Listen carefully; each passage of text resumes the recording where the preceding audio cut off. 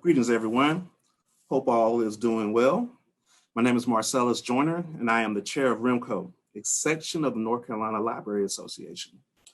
REMCo stands for, excuse me, Roundtable for Ethnic and Minority Concerns. I'd like to welcome you to today's workshop. REMCo and STEM-LINC. REMCo and STEM-LINC presents Branching into STEM, Expanding Retention and Improving Diversity in STEM Librarianships.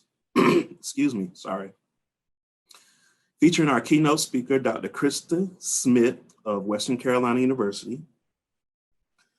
Our distinguished panelists, Denise Lewis from Wake Forest University and Shaun Rutherfod from Wayne County Public Library.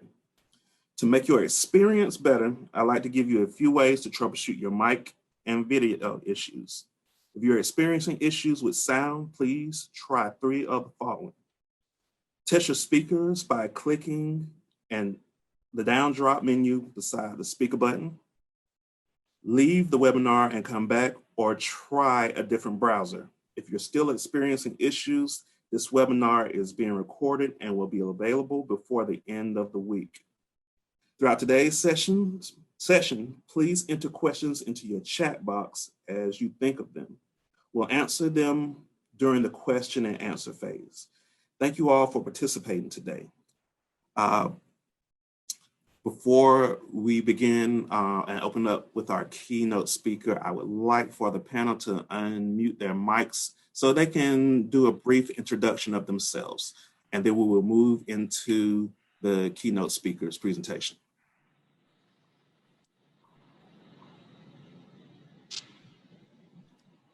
Krista, you can jump right in. Oh, okay. I will. Hi, everybody. I am Krista Schmidt, and I am the STEM librarian at Western Carolina University, which is in the mountains here in North Carolina.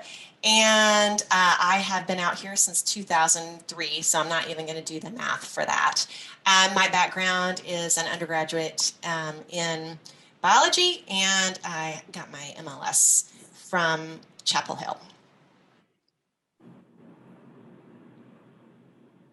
Hi, everyone. My name is Denise Lewis. I'm the Research and Instruction Librarian for Engineering and Science at Wake Forest University. I'm the newbie librarian on the panel. Just got my MLS degree in 2019, and I've been at Wake Forest since 2019. My prior experience is in electrical engineering. Actually worked out in industry in software development, testing, training, and support. But this is phase 2, librarianship. And Shaun. Hello, I'm Shaun Rutherfod. I am the Teen Specialist Reference Assistant at the Wayne County Public Library in Goldsboro. It's on the eastern part of the state. I've worked in libraries for about 5 years. Previously, I was in Pennsylvania, Northeast Pennsylvania, up until 2019. I don't have my MLS yet, but I am working on it right now online at UNC Greensboro. All right. Thank you all for your introductions. And now we will turn the floor over to Krista Smith. All right. Let me try this, everybody. I'm going to share my screen. Well,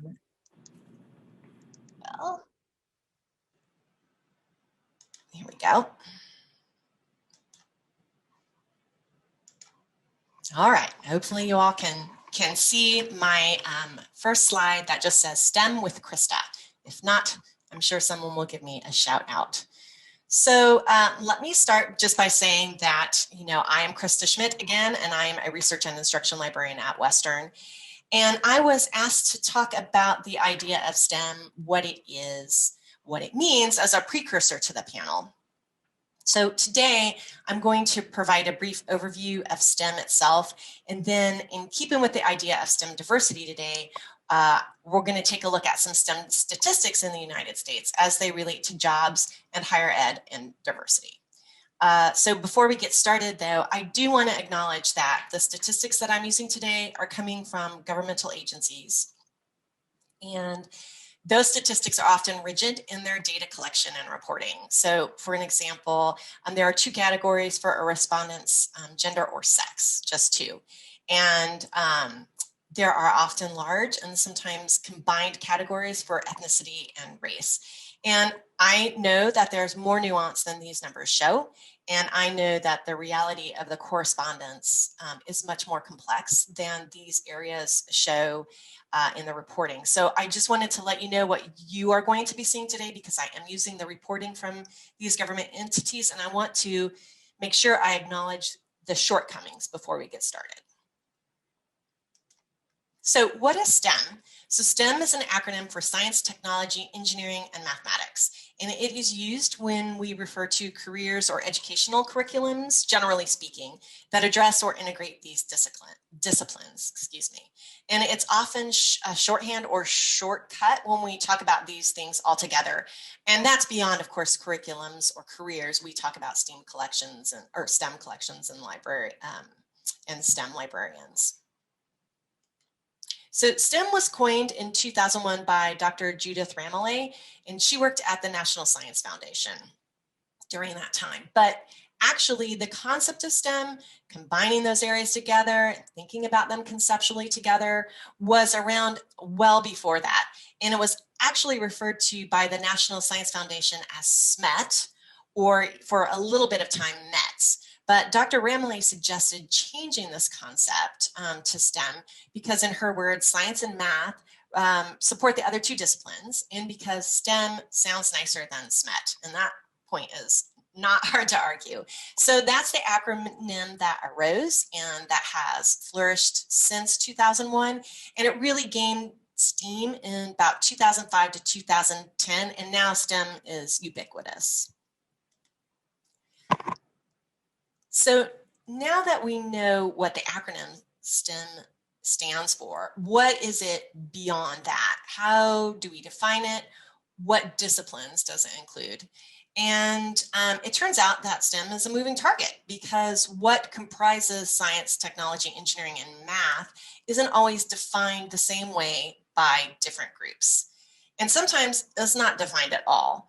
So if you go out on the web and you look at different organizations, government entities, academic institutions, you will find anything from STEM as simply as acronym and no more detail than that. Or sometimes you find that somebody has included a conceptual definition along with a list of relevant or included disciplines. So basically, there's not a single definition on which everyone relies or agrees. There is an exception, though. While no one quite agrees on the boundaries of STEM, there is actual agreement on the core disciplines included in STEM. So at a minimum, STEM includes, for science, the physical and life sciences with the examples you can see here. Technology is generally computer science. Engineering, all the engineering types, so mechanical, civil, nuclear, mathematics, basic and applied mathematics. And so these are the disciplines that make up the foundation of STEM. And I think these are likely the disciplines that most of us think of as STEM when we are referring to STEM in some way. So while you find that the core is in agreement, where things start to change is in the additional disciplines that some entities choose to include when reporting or information gathering on STEM. So for example, the National Science Foundation, which is a major funder of STEM research, routinely includes behavioral and social sciences. And so for them, that's disciplines like psychology, sociology, political science, economics. And sometimes they include medicine in their reporting on STEM.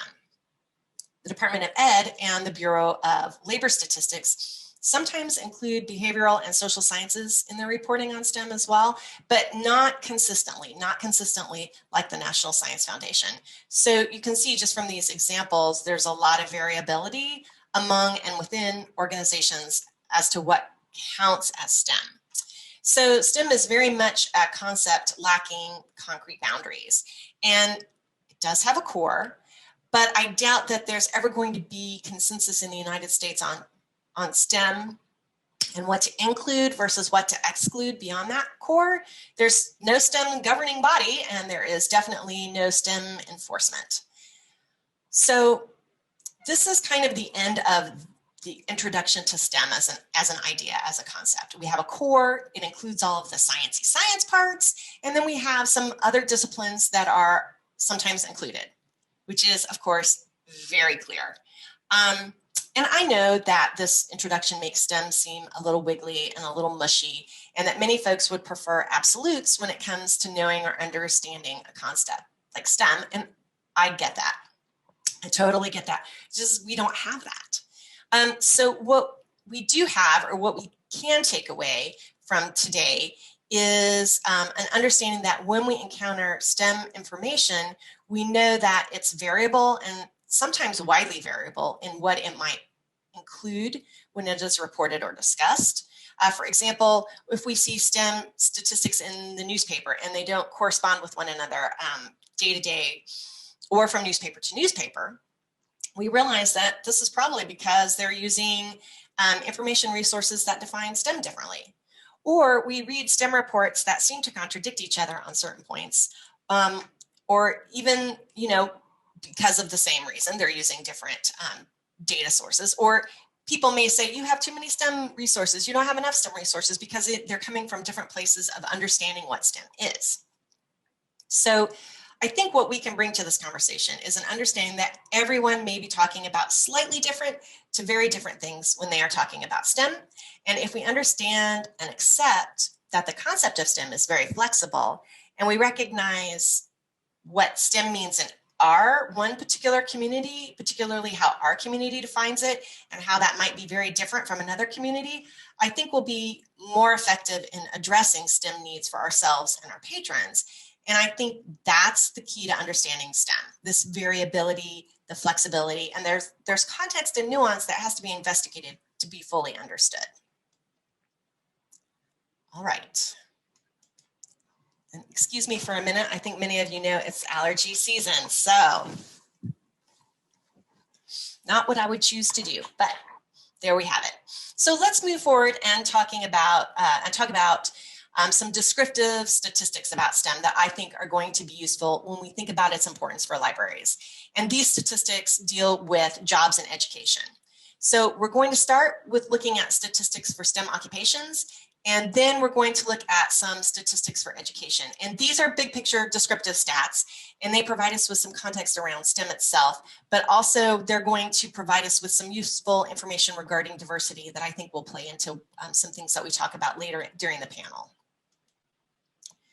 So the first thing we're going to do is look at current employment and projected employment for STEM occupations from the Bureau of Labor Statistics. And in fact, all the workforce statistics today that I am using are coming from the Bureau of Labor Statistics, but they are not the only entity that puts out information like this, just so you know. And for the data today that we're looking at, the Bureau of Labor Statistics defines STEM workers as those workers engaging in occupations that require a post-secondary degree in a STEM field. So they're looking at professional jobs where you have to have that STEM degree. So according to the BLS, currently we have 9.96 million working adults in STEM occupations. And that is about 6.5% of the entire occupational workforce as reported here. And you can see those numbers.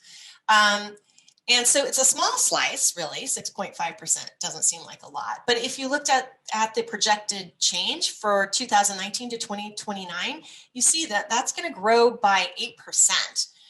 Which is double non-STEM occupations and double the average for all occupations together. And so that's one of the reasons STEM education is a huge topic of conversation, because we need people with these post-secondary STEM degrees to fill these roles.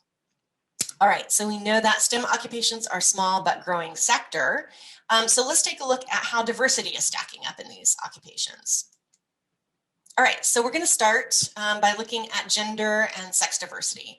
And if we look at the current STEM workforce, you can see that just by looking that the proportions between women and men in STEM areas that are reported by the BLS, and in this case, they're putting computer and math together, we have architecture and engineering, and then we have life, physical, and in this instance, the social sciences. So our last set, the overall workforce, didn't include social sciences, but this does.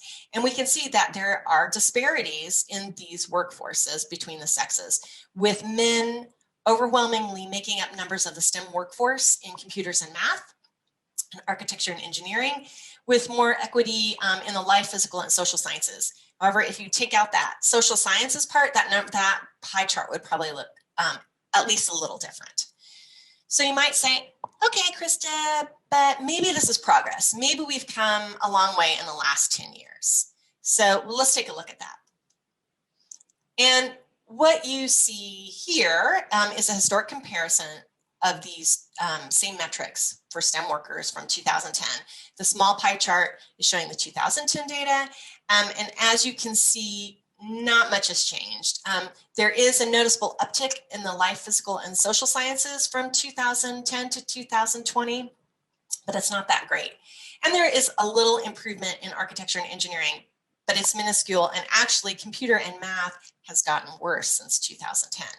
So STEM diversity has some big disparities when we look at it by sex, gender. Just this brief, big, broad overview. What about if we look at the STEM workforce through the lens of race and ethnicity? So are there imbalances and disparities when we look at diversity in the STEM workforce in this way? So what we see here is pretty evident at first glance. There are large disparities between the BLS provided divisions of race and ethnicity. So they use 4 in their reporting: Asian, Black or African American, Hispanic or Latino, and white, as you can see here. And within each of those are those 3 different occupational areas in STEM that we saw earlier. And you can see that there are just wide gaps and very deep disparities between those ethnic and racial groups that the BLS is using, but also there's a lot of disparity between disciplines, with some doing better with diversity and some showing a lot more disparity between groups depending on the STEM occupation. So as with the gender sex lens, is this a better picture than 10 years ago or not? And have we made any progress?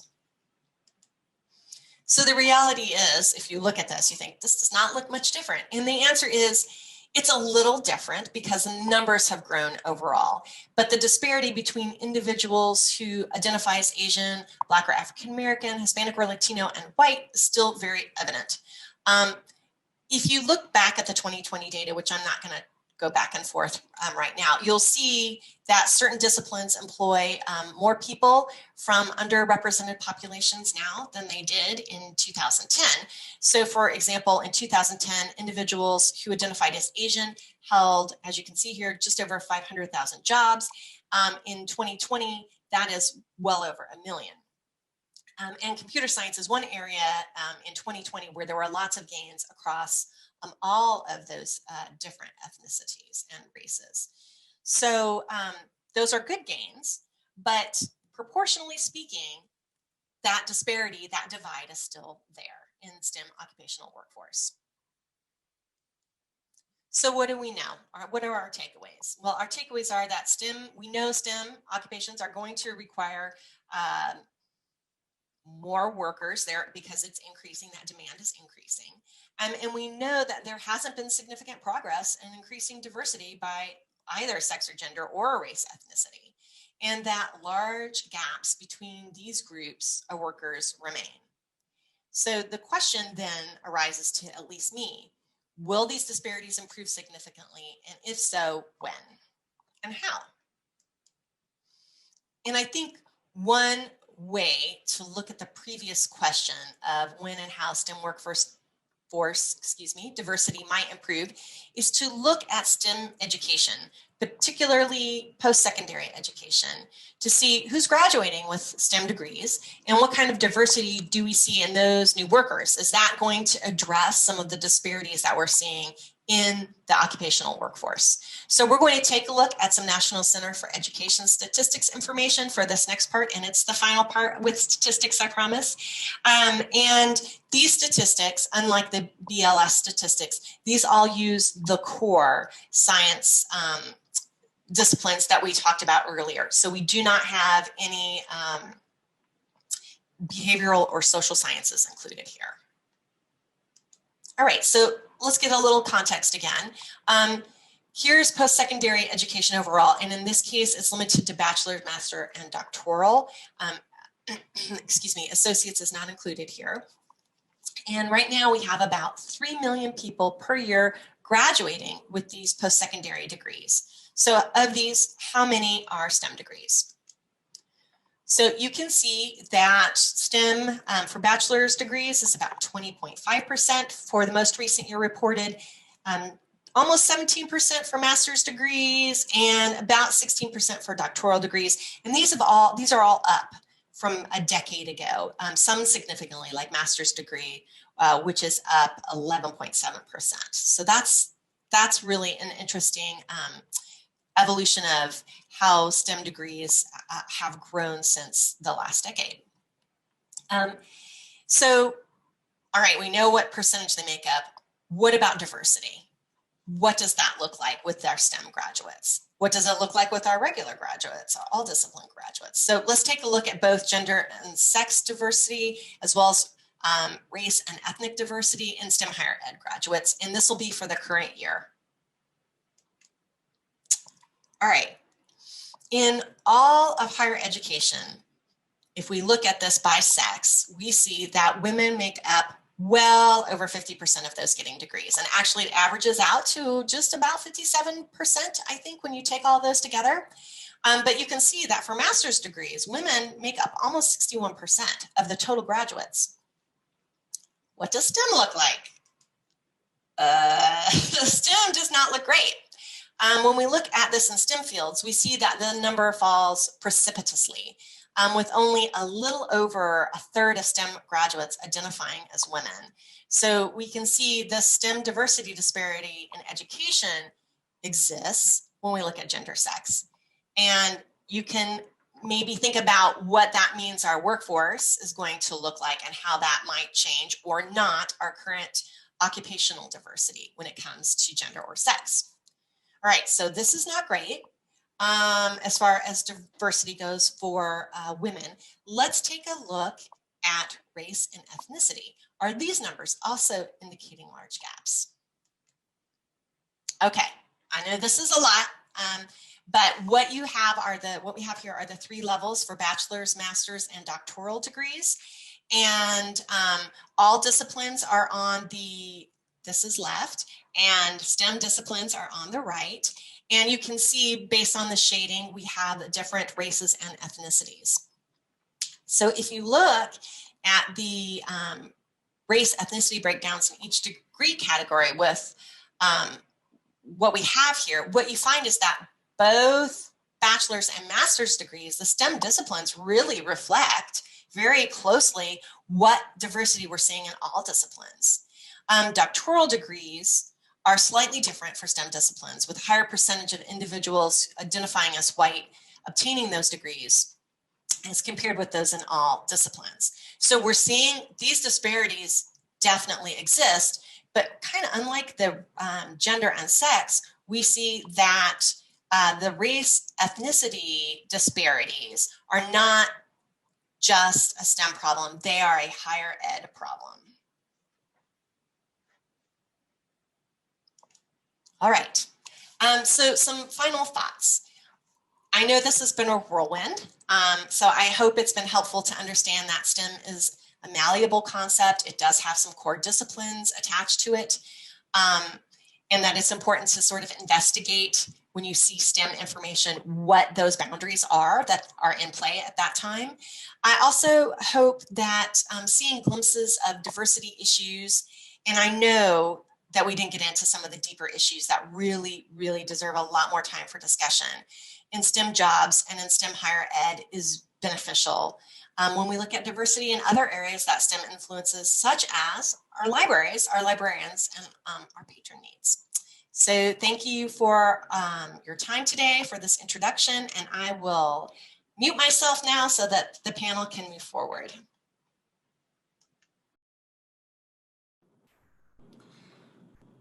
Thank you, Krista, for giving us an overview of STEM. That was a big eye opener for me, especially with the statistics. STEM is kind of a new concept for me, especially within the last 10 to 15 years, like really just hearing the phrase itself. But I'm starting to get a growing understanding of it, and we're going to open up the panel so the panel can discuss their experiences with STEM and if you could, if the panel can unmute the microphones. We're gonna get started with the first question. When you describe what you do to your peers and colleagues, how do they react as related to STEM? About this. So my non-librarian colleagues don't always know what librarians do in general, other than buy books or maybe answer questions.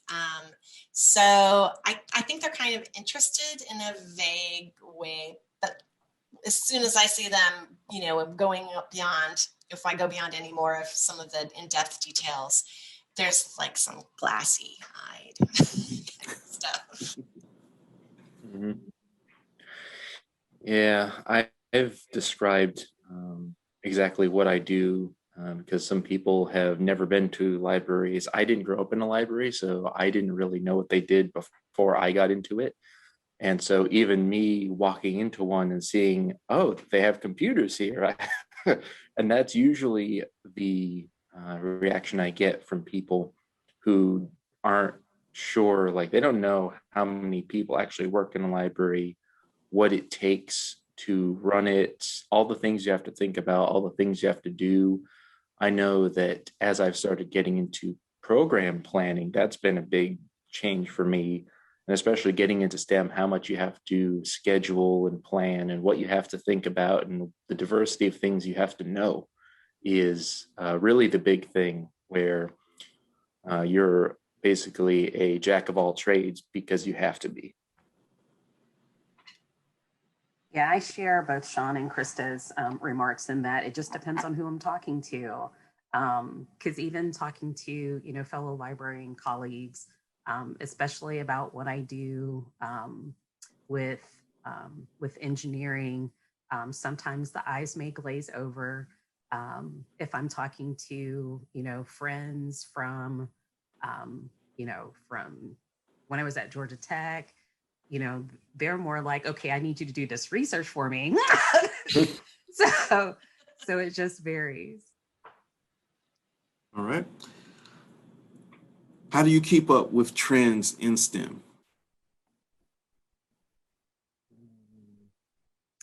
I really love ASEE, the American Society for Engineering Education, actually sends out a newsletter each day of the week, which actually is really good with regards to giving you a slice of what's going on with research, what's going on in terms of policy with different legislative decisions, as well as what's happening in industry.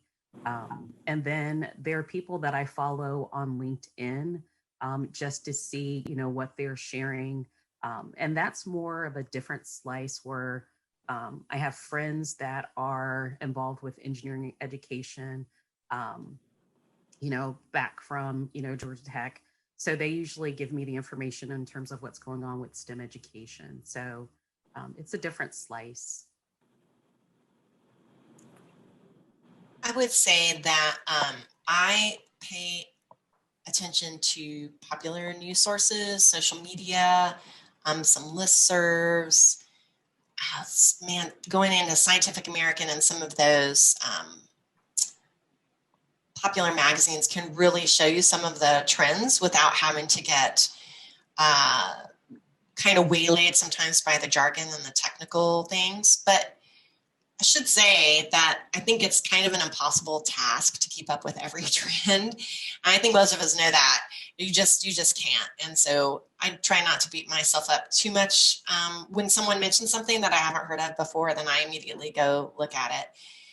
And hopefully that doesn't happen too often. But, you know, I think talking to other librarians particularly, and I'm on an engineering listserv that's really useful because that's an area with which I am probably the least familiar. And I find that sort of thing useful for just seeing what else is going on. Yeah, I will say I'm not as sciencey oriented. Growing up, I did like science, but I ended up going in more of the social science and business route. So I've had to step back into that sort of world. So there are some colleagues that are into STEM that I ask. There are some various programming websites that I tend to frequent and blogs that I keep up with. I will agree, Krista, with the Scientific American, Smithsonian, things like that, that have certain things like that. And I really love some YouTube affiliations of big networks like CNBC, different things like that. Cheddar, they have a lot of cool, like short stuff that shows kind of what's popular as far as STEM trends, things like that. So if it's easily digestible, it sort of gets me into it, and then I go on from there. But as far as the jargon, I'm not into the world enough of STEM, engineering, things like that, to sort of go into that. And since my primary world is teaching it to teens, getting teens involved, the starting out, sort of how I am, is really important to me.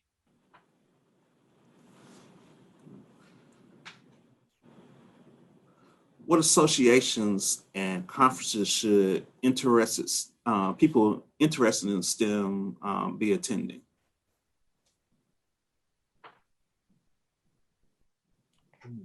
So when I started out, I went to the Special Libraries Association conference, and I found a lot more science-focused topics there than I had at other conferences. So I thought that was a really good one because it did speak to that specific STEM-specific stuff in ways that other conferences haven't. Stella Unconference is a great one. I've attended that before, and I attended that when it was in North Carolina. So that's a good one. I like to rotate conferences because I find that going to conferences year after year, you sometimes get the same, it feels the same. And so giving yourself a break from any particular conference can be useful. And of course, as a academic librarian, ACRL. But obviously STEM-LINC, if you're going to join an association, that is a good one to join. Most definitely. Yeah, so thus far I've gone to ASEE's national conference when they had it in Tampa, as well as virtual. And I like that conference because it covers both the technical, and they also have an engineering librarian division that I'm a part of and active with. And then the science boot camps that was mentioned, there are different regions that have their own science boot camps. I was lucky enough to go to the Southeast Regional Boot Camp in 2019 when it was held at Vanderbilt. And those topics vary. And then I attended one online last year. LOEX is also another option.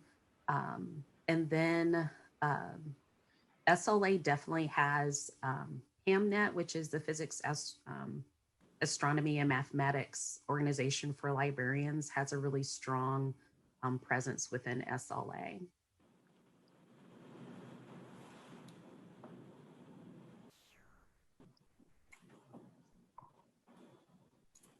All right. Krista, you brought up some very detailed information about diversity within STEM. Let me pose this question to the panel. What are your thoughts on diversity in STEM librarianship? What are some ways that we can improve this area of librarianship?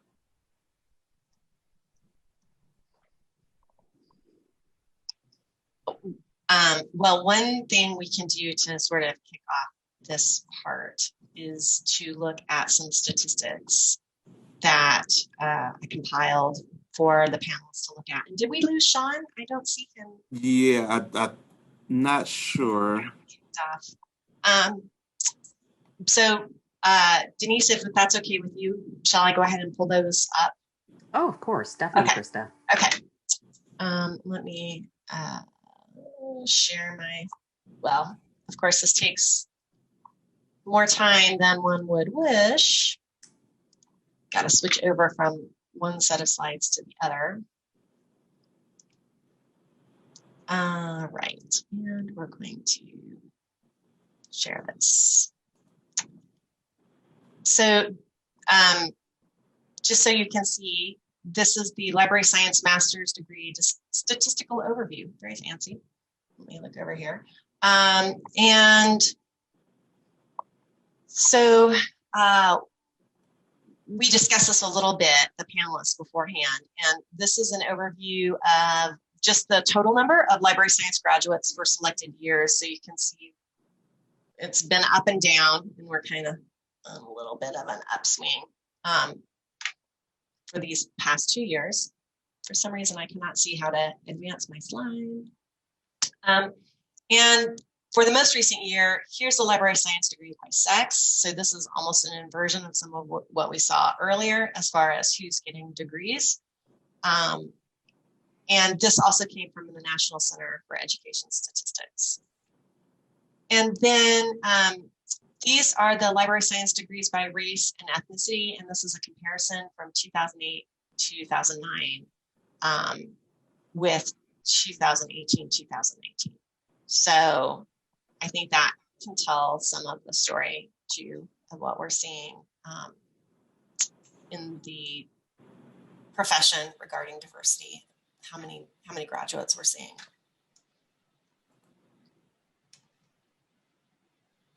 All right. Oh, hold on, let me make sure there's not another, nope, that's the last slide. I will stop sharing that now somehow when I can find the share screen option. I got it. There we go. Oh, you got it. Great. Thank you. Appreciate that. Like it disappeared. Technology is wonderful. Denise, did you have anything to add for that question? Oh, Marcellus, give me that question one more time because I just had a brain freeze. Okay. What are your thoughts on diversity in STEM librarianship, and what are some ways we can improve this area of librarianship?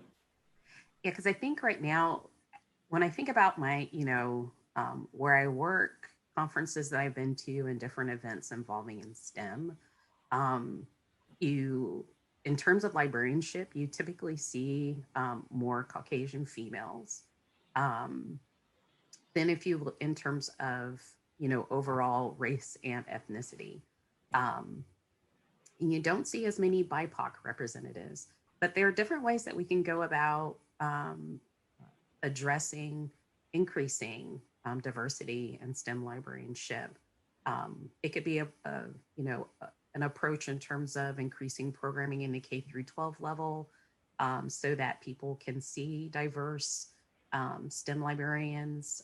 It could even move toward higher ed with regards to going to some of those historically Black colleges and universities and recruiting there, even some of the Hispanic and Latin colleges and universities.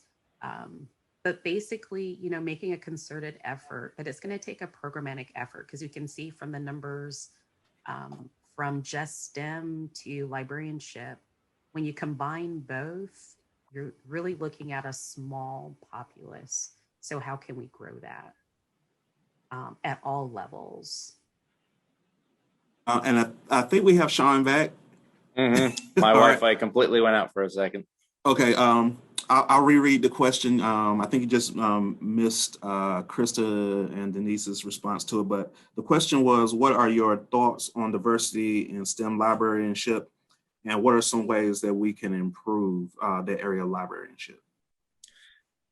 I think I've been watching a couple things on this that I might as well, as I get my thoughts together. As you have a lot of males that are attracted to STEM dominated fields. So like you see a lot of them in engineering, as we saw with the statistics. Yet in education, librarianship is a female dominated field. So you may not have females wanting to go into STEM professions just because they feel intimidated.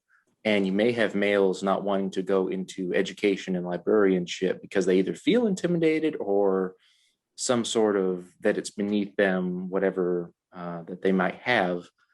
So I think there's just some sort of misunderstanding in that cross, because I certainly never thought that I was going to be a librarian. And I think within my background, it just wasn't presented to me as a field. If I wanted to go and be an engineer or a mathematician or a scientist, I'd just go right ahead. I didn't have anyone telling me I couldn't, even though I didn't really want to. And I enjoyed this job a lot better than I would as like a chemical engineer or something. So I think just changing the way we approach kids and teens to say, hey, if you like it, you can do it. It doesn't really matter what anyone says you can or can't do, because everything is up here. Okay. Well, I'm gonna piggyback off of the statements you guys just added, and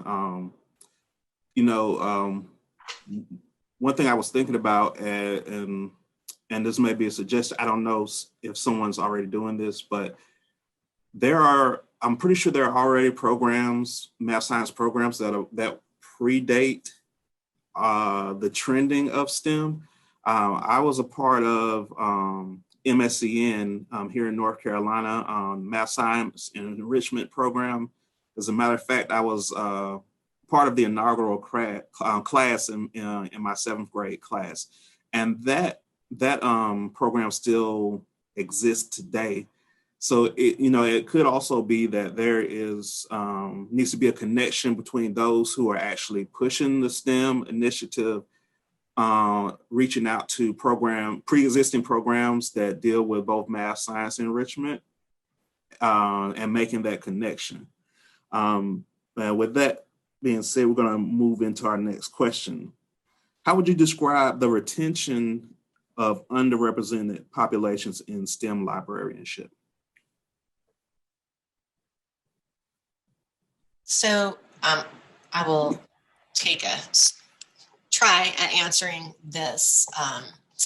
So I was looking around to see what kind of scholarly work has been done on retention within STEM librarians. And there's not much. So I think if you want to look at retention of underrepresented populations, that you really have to look at the literature in general related to retention of whichever underrepresented population that you might be interested in. So if we're talking about race and ethnicity, of course, it's not my place as a white heterosexual woman to talk about what I think the barriers are, but there's some good literature out there that can educate people like myself as to what, particularly when it comes to race and ethnicity, but also for people who may belong to the LGBTQIA community, who are also not well represented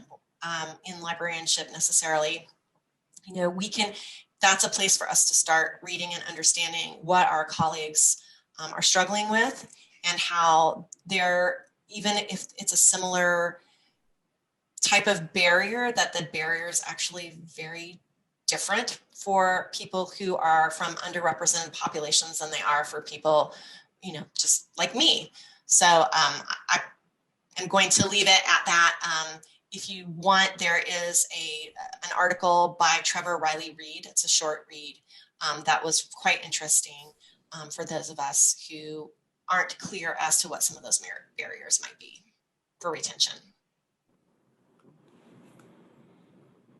Anyone else want to add?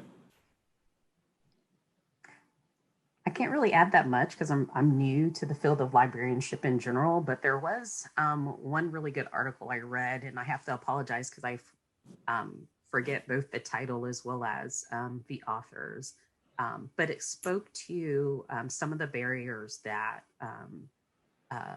underrepresented minorities face in librarianship, especially with STEM librarianship.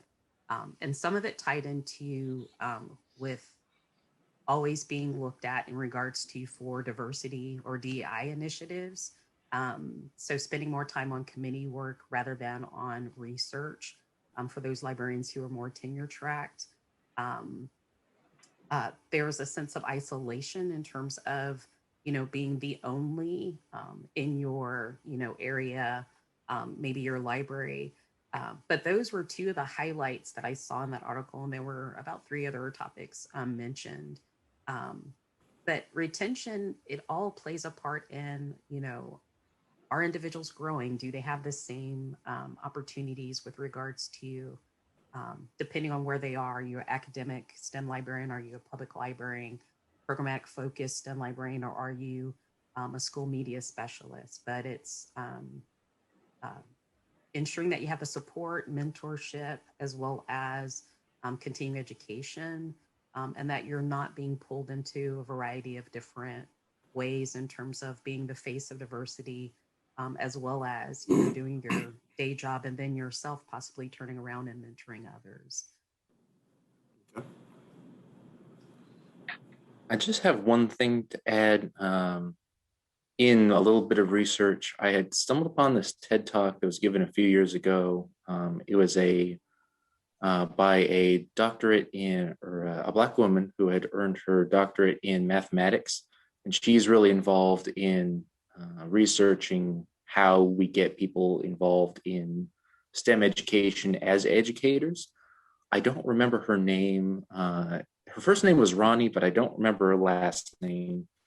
What she had said was for recruitment and retention, a big thing is changing the mindset of the actual educators that are going in.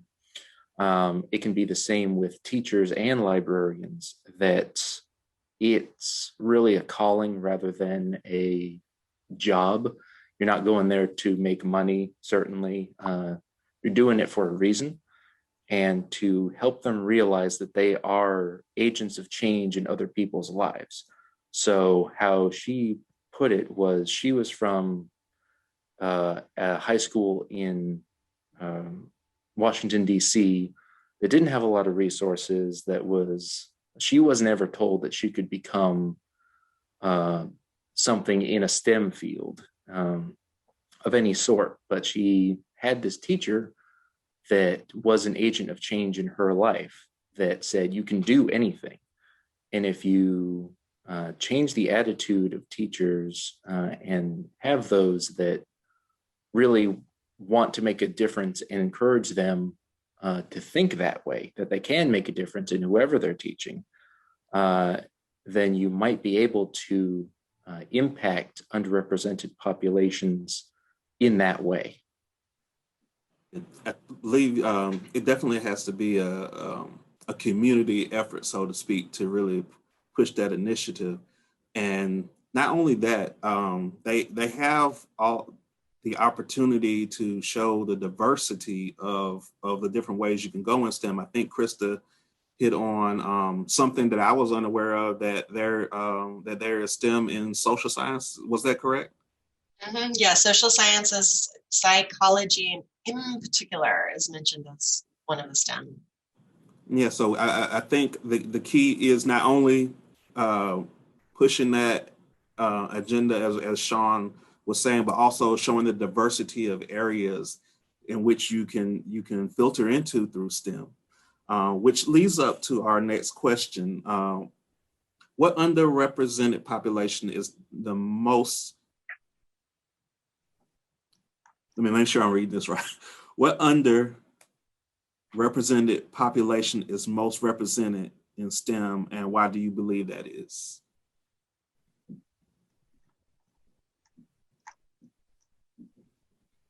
In STEM librarianship or in STEM? If we had to refer to your statistics were overall, right? Well, I mean, the library, there was the MLS degrees, although that doesn't really show how many people are working in the, because people do leave. We have attrition, we know that from the profession. Probably, I would say,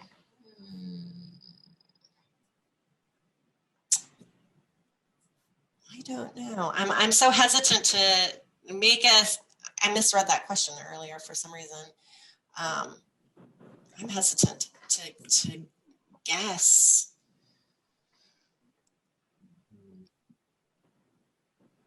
Anybody else want to take a stab? Yeah, because the research on that, it varies. If you just look at STEM in general, from the numbers, you know, it would seem as if it's either, you know, Hispanic, Latinx, or Asian Americans. If you look at STEM librarianship, there aren't really any numbers out there. If I was to take a guess, and I'm truly saying this is a guess, when I think about who I've seen at different conferences, so if I go to ASCE and if I go to the Southeast Science Boot Camp, I've seen more Hispanic, Latinx librarians represented there. But that's from my singular experience, you know, looking at those specific events. But they're just in researching, there isn't, I wasn't able to find a singular instance, you know, really breaking down STEM librarianship with regards to diversity. There are articles that speak about it, but not necessarily, you know, really conclusive in terms of, you know, definitive statistics.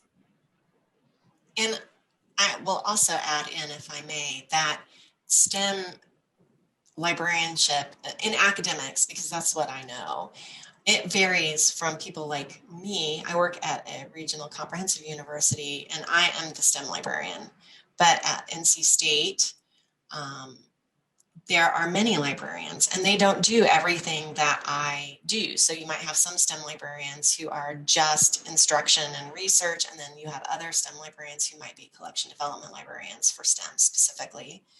And then you have people who work at very small institutions who they're not only the STEM librarian, but they're also in reference, but they're also the catalogers, and you know, they're the CERC folks, and they're STEM and humanities. And so I think that would be kind of a very hard population in some ways to nail down, Denise, the STEM librarians, even if we just limited to that in academics. Like, as I said in my talk, who is that exactly, you know, and do you consider yourself a STEM librarian? Because I think sadly, probably some people who are STEM librarians might not consider themselves that. And, you know, that would be a shame to miss those folks to kind of see. But I agree, I could not find anything that spelled that out in any way. Or they may, well, yeah, to piggyback on what you just said, they may not even realize that they're a STEM librarian, especially if they're a social science librarian. Like, you know, I had no idea that STEM had an avenue in their area.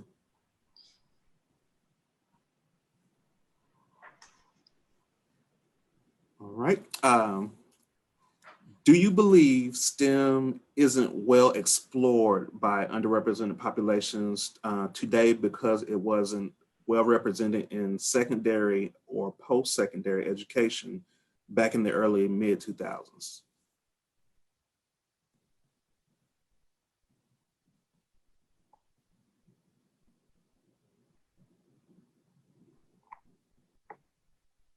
I hate to keep talking first, so but I'm going to.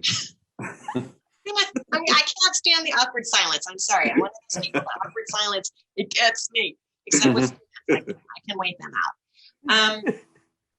So I think that there are still some infrastructures and institutional racism for those who might belong to an underrepresented ethnic or racial group, but also institutional bias against other, underrepresented groups too, that are in some ways, maybe, in my opinion, only feeding into the reason that STEM remains a low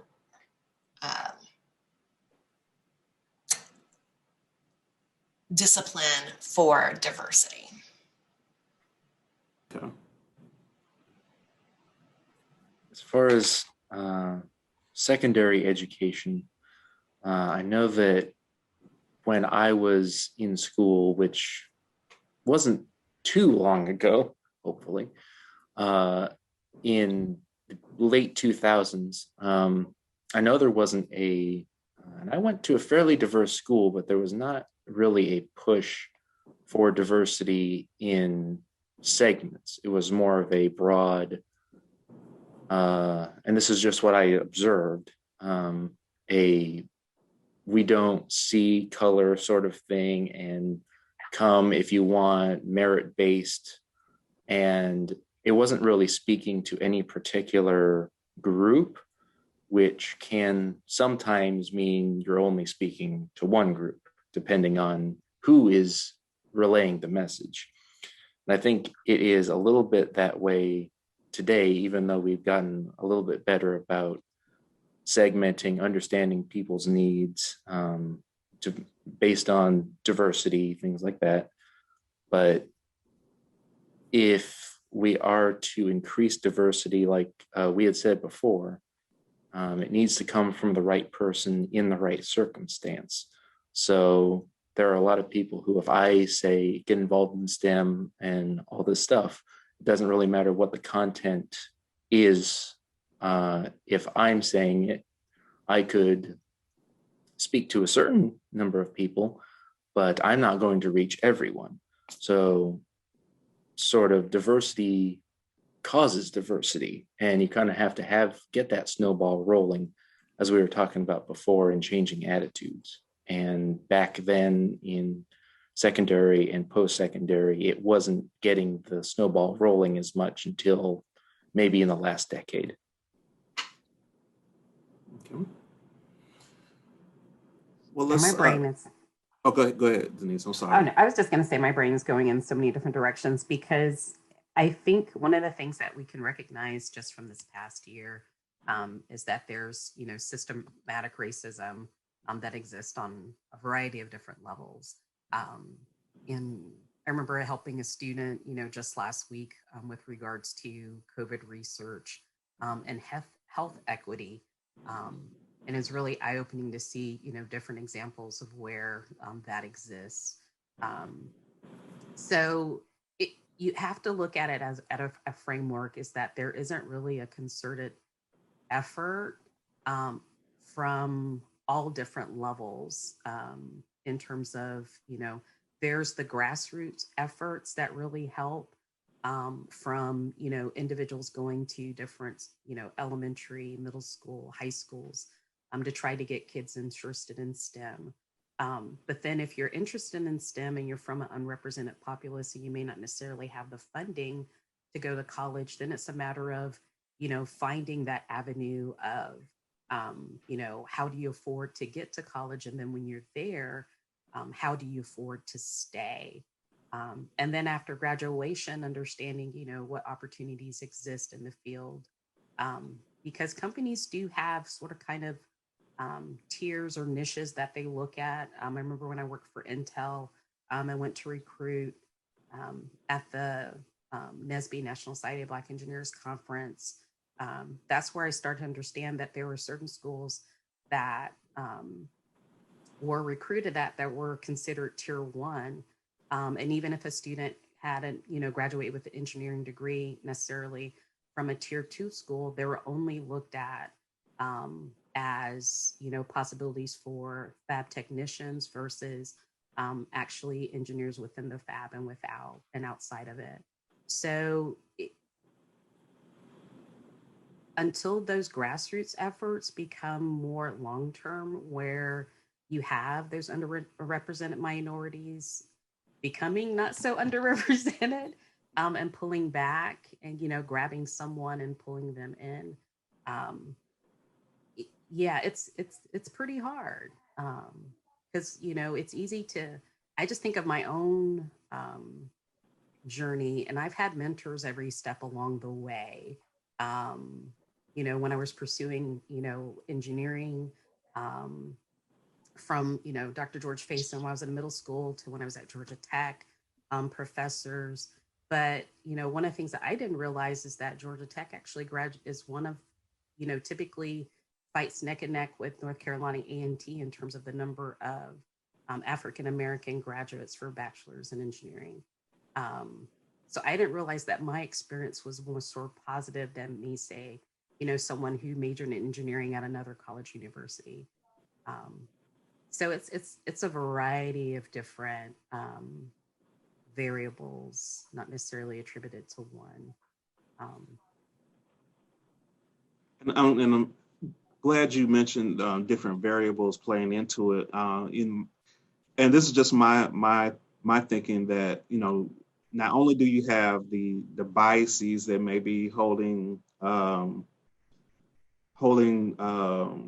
back the diversity piece, but and I could pose this question to the panel. Do you also think that is because STEM is still developing its pathway in American education? Do you think it's still kind of forming and shaping its own path, and that may be playing into it as well, kind of a double-edged sword, so to speak?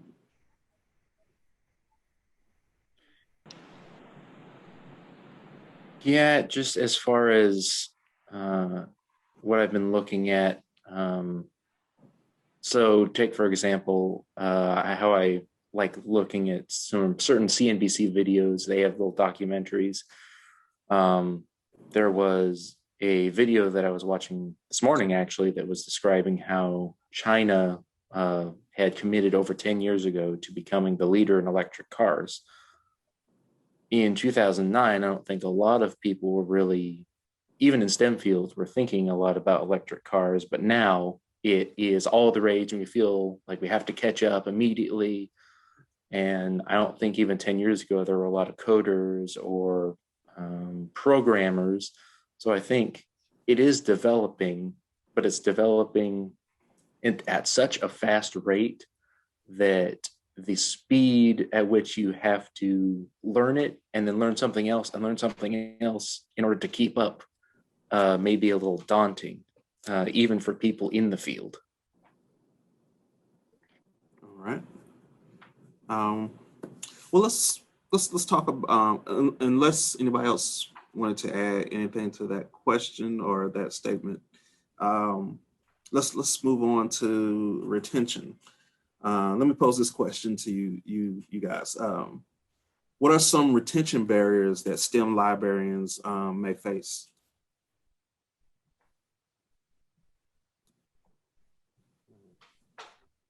I think the rapid evolution in the field is one. And then also the fact that you don't have some of the same, like I think about taxonomy, as a librarians, when we're doing, we're searching for a particular term. In the sciences, there's certain terminology that, stayed the same over time, but in other areas it varies. Like I remember doing some research for one instructor who was interested in biomimetics, but in reviewing the literature, it could be referred to as biomimetics, biomimicry, or bio-inspired.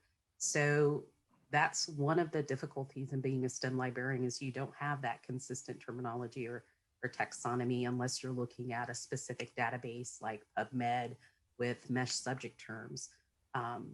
And there really isn't a singular source for all of the research within STEM. So you end up having to keep up with a variety of different interfaces that in and of themselves, you actually search the information in a different way. Can't use Boolean logic terms in all databases, which is weird. Or you get, like IEEE Explore, where you can use Boolean logic, you can use near.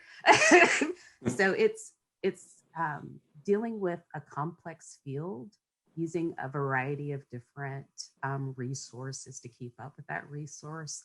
And then, realizing that, trying to find certain resources, you have to be very inventive and creative to do so. Okay.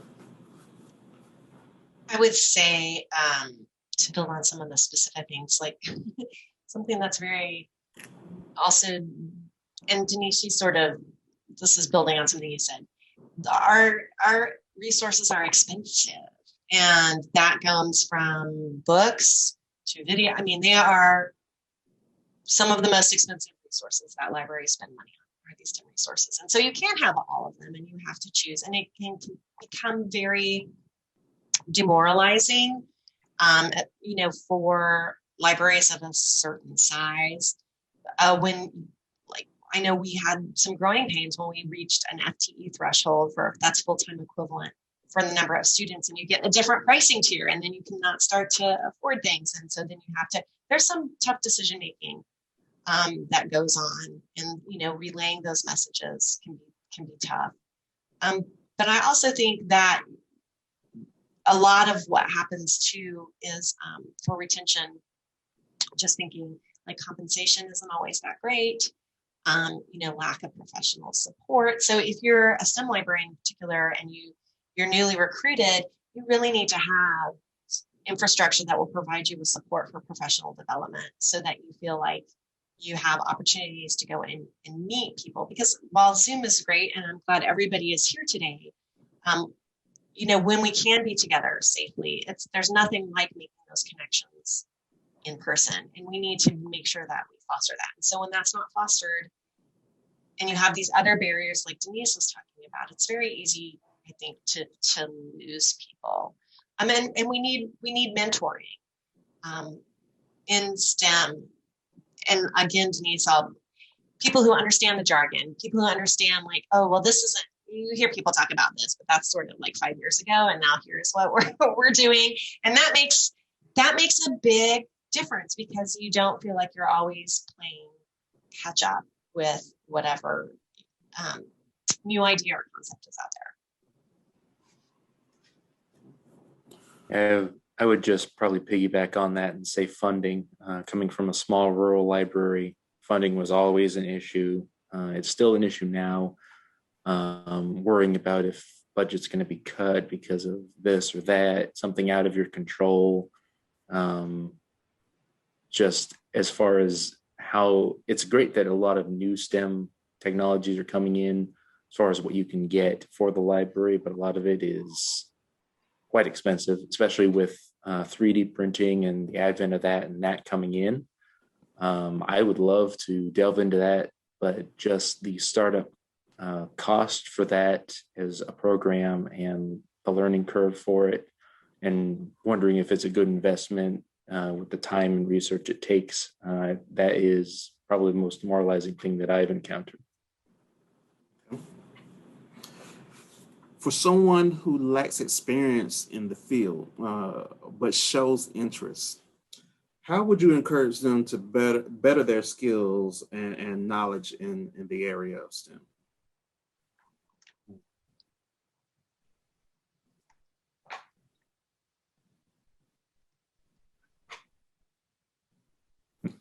Well, I know. I said I wasn't going first anymore. Or shall I say, someone, this is something new to them, and they find some interest in it, or they find an avenue within STEM that interests them. How would you encourage them to gain more knowledge about it and to pursue that path as a librarian. Okay. So if someone was interested in STEM librarianship, I definitely, recommend for them to, get a mentor in the field, and actually a variety of different mentors from different segments. Because one of the things that Christy alluded to earlier is that you could have, instruction STEM librarian, a research STEM librarian. There are different, people that serve very narrow slices, and then there are those, who do everything underneath the sun. And then also, I would say to, develop their grit, as well as, to really start researching. Or a really good book that I recommend them that seems to have stood the test of time is Library Research Methods by Thomas Mann. But get them to understand that, to develop those basics of just doing research and then how it translates into a technical field. And then have them playing with different interfaces. If they don't have access, PubMed can be researched. And then there's Dimensions, which is another tool.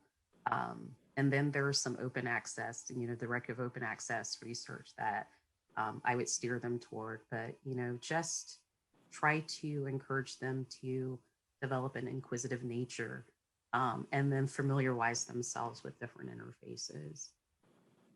Denise, do you mind dropping the title of that book in the chat? Of course. All right. So I'm going to just add a thing or two here.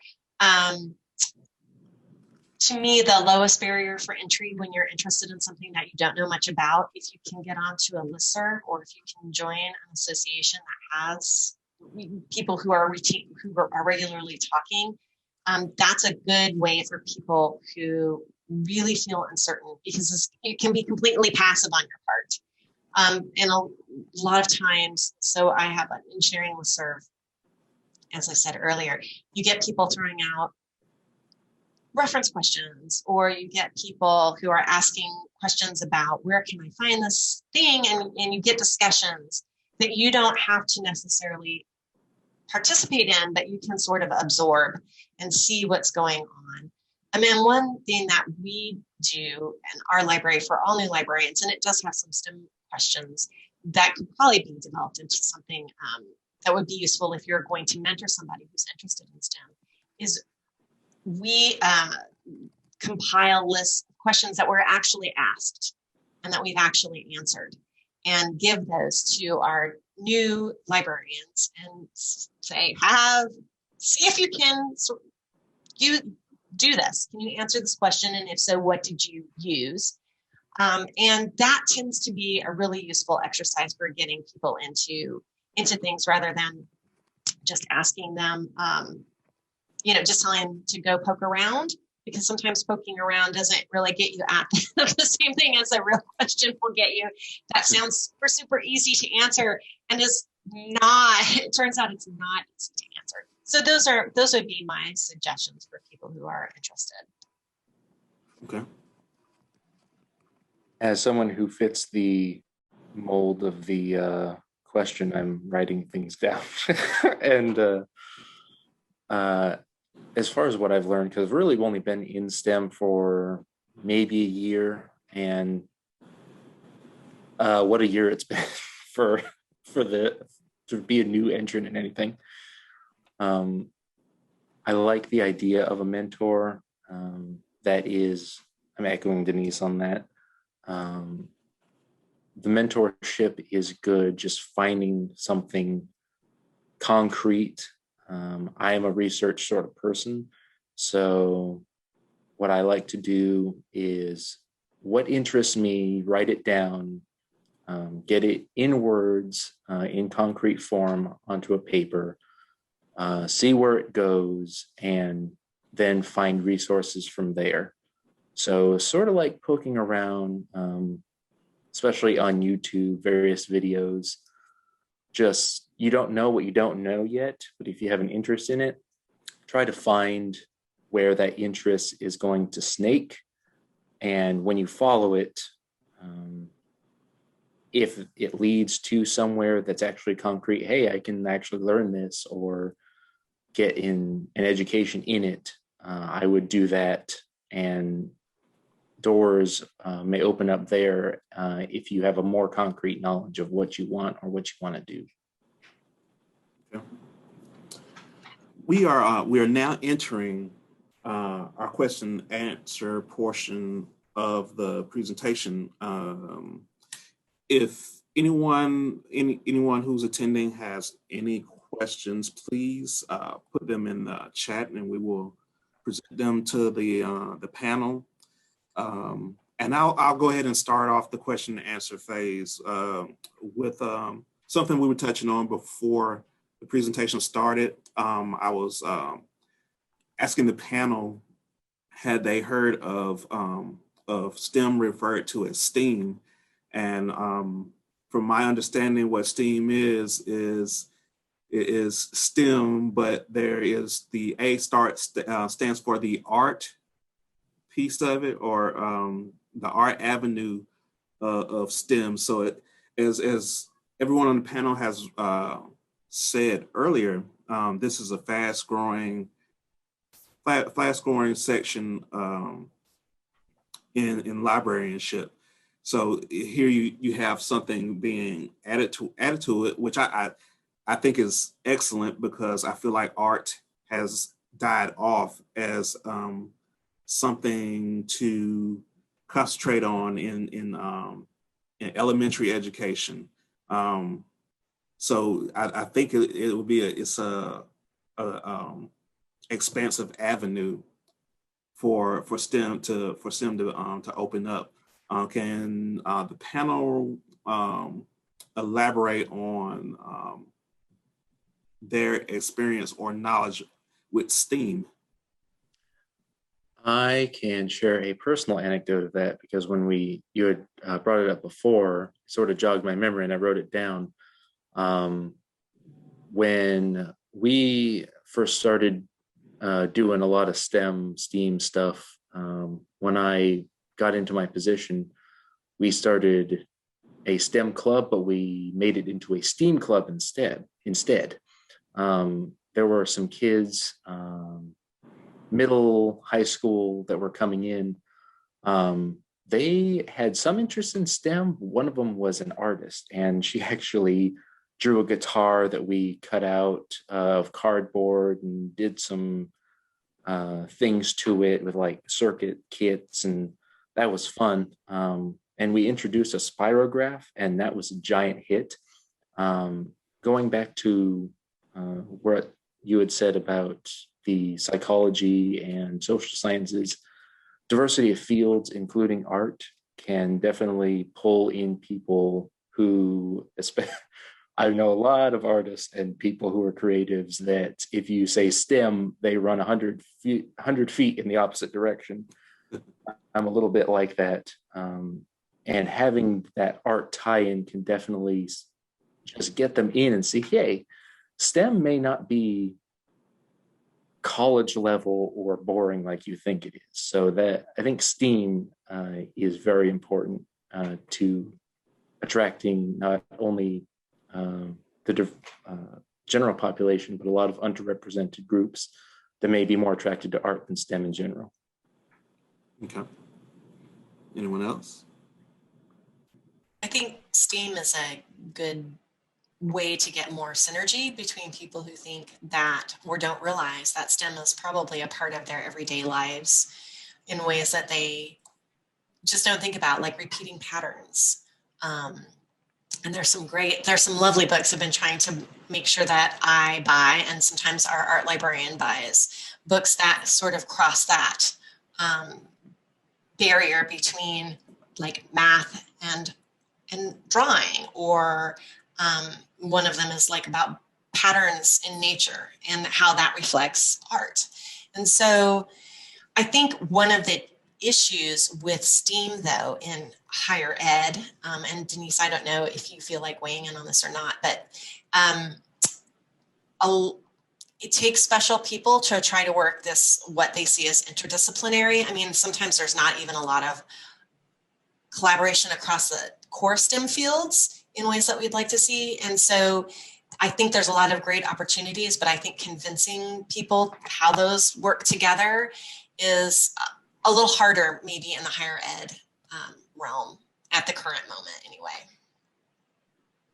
Yeah, STEAM is a term you'll hear more in the K through 12 realm or public library realm more than you'll hear in the higher ed realm. STEM literally has grown roots and stuck in higher ed. Yeah, but STEAM isn't, it's a term that, you know, it depends on where you are and from a standpoint of where you hear it. Definitely not as much in higher ed, but as I mentioned, more so K through 12 and public librarianship. Okay, got a few questions in chat. I don't know if we're going to have time for all of them, so I will start with the first one. What advice would you give someone who has never had a mentor and wishes to have one? And I'm thinking this is within the STEM librarianship path.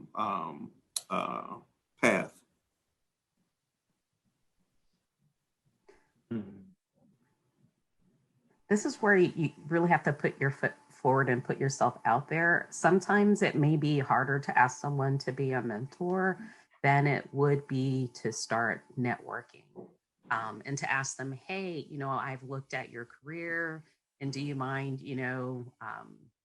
just talking with me about that, for 30 minutes, but opening up that conversation and getting to know the individual. Because a mentorship is two ways. There are sometimes you'll find great mentors. They'll give you good advice, both personally as well as professionally. And there's some mentors that you can only go to for a specific thing. But if you've never had a mentor, I'd say just open it up and, do some research about people in the field that you may admire, and then reach out to them, send them an email and just ask, hey, do you, is it possible for me to meet with you? In the COVID area, hey, do you mind Zooming with me? Google Meet or, WebEx or Microsoft Teams, either one. But, just putting it out there to meeting with someone one-on-one. And if you do find that you develop that connection, then, asking them if they mind being your mentor and say meeting with you once a month or something of that nature, whatever works out best for both of you. Okay.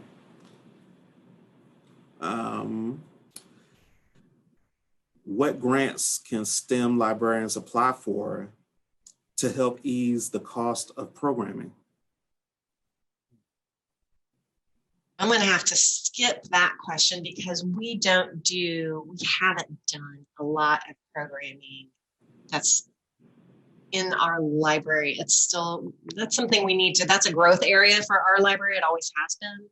And there's not really been any big chance of STEAM. We did, or STEAM, my brain is stuck, STEM. We did do kind of a genetic, we did an ancestry and DNA project and we got some internal funding. So, if you're at an institution where there is internal funding, sometimes that can be useful, but not every place has that, that's for sure. So I don't know, other than kind of your usual places to go.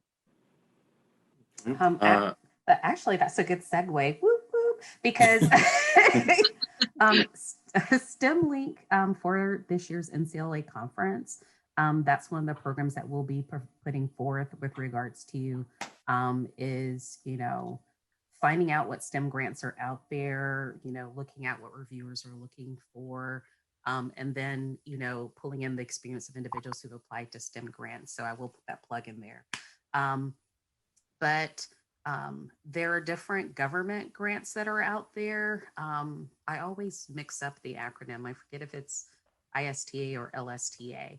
That has grants, like even within NCLA, the Youth Services Division is about to pull out a call for grants for individuals who want to put on STEM programming to sort of kind of have a kit, with a projector, microphone, and other items. but sometimes it's a matter of looking at both from a federal level as well as looking at, organizations like NCLA, ALA, ARCL, to see, specifically what STEM grants are available. But just a plug, NCLA, STEM-LINC, we'll be focusing on doing a webinar with a panel just discussing STEM grants. And someone just dropped something in the chat. It may be the exact same thing that you were mentioning, but it says STEM-LINC will have a joint grant program with NCLA Youth Services section for 2021 and will award pandemic programming kits. So there's a tidbit of information that STEM-LINC will be providing.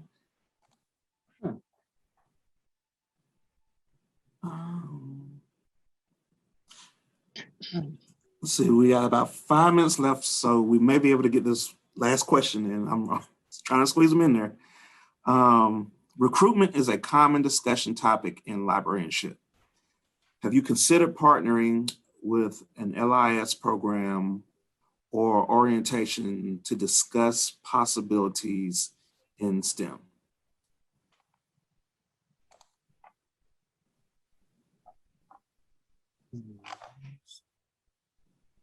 Well, I can only speak to with regards to STEM-LINC. I know whenever we have any type of programming, we try to send that information out, to some of the North Carolina librarianship programs, like UNC and others. But that's what we do from an organizational perspective. From just looking at Wake Forest, I know one of the initiatives that we've been looking at is the RIDE framework. So one of the big things that we always do if there's an open position is for individuals to forward that open position to any listserv that they're a part of, be it their college or university or things of that nature, to try to look at increasing diversity within the library. So it just depends on what perspective that you're looking at. In terms of from a library or organizational perspectives, but those are a few of the things I'm aware of. All right, Krista, you have anything to add? So, well, for our recruitment, we do, like what Denise said, we send out when we're recruiting for librarians, we do send out, try to get everywhere that we can that people are related to. But as far as, partnering with a program that's offering a master's in library science, and I've had a couple of ideas today. I'm like, we should do this. We should maybe STEM-LINC, maybe I need to suggest to my colleagues that we create a list of mentors that people can reach out to. Again, lowering that barrier, because I have to tell you, if I didn't have a mentor, if I had not had a mentor here, I would have been very timid. Believe it or not, like reaching out and cold calling someone or cold emailing anyone. That would have, me in 2003 would not have done that. But because anyway, to get back to the other point with, I think there's kind of sometimes a disconnect between people who are hiring and the library programs that exist, and that some of the practicing librarians probably do need to get in there, but it's hard to know how to make those first steps and say, hey, I want to come talk to whoever about what it's like to be a STEM librarian. We get them in panels like this instead of, or if you happen to know someone who's teaching, you might get invited. But it would be nice if there was a more formal way where we could talk about our experiences and the good parts, and maybe some of the challenges of being, any particular kind of librarian, but definitely a STEM librarian, because those are few and far between. But I also think, I think maybe Denise, you mentioned this earlier, we probably need to be talking more to our students who are in STEM disciplines themselves,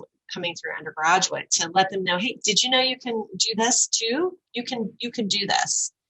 This might be something that works for you, and try to start at a lower age of letting people know that this is a STEM profession.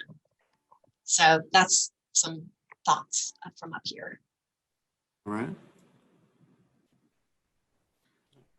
I know that we don't recruit from different programs, but the closest one that has it, an LIS program, is ECU. I know that our department has worked with some people in that program who are trying to get their MLIS to do internships. And I believe some of them have done STEM. I haven't worked with them too much, but I know that we're trying to get an internship program started with students from ECU and branching out from there. Okay.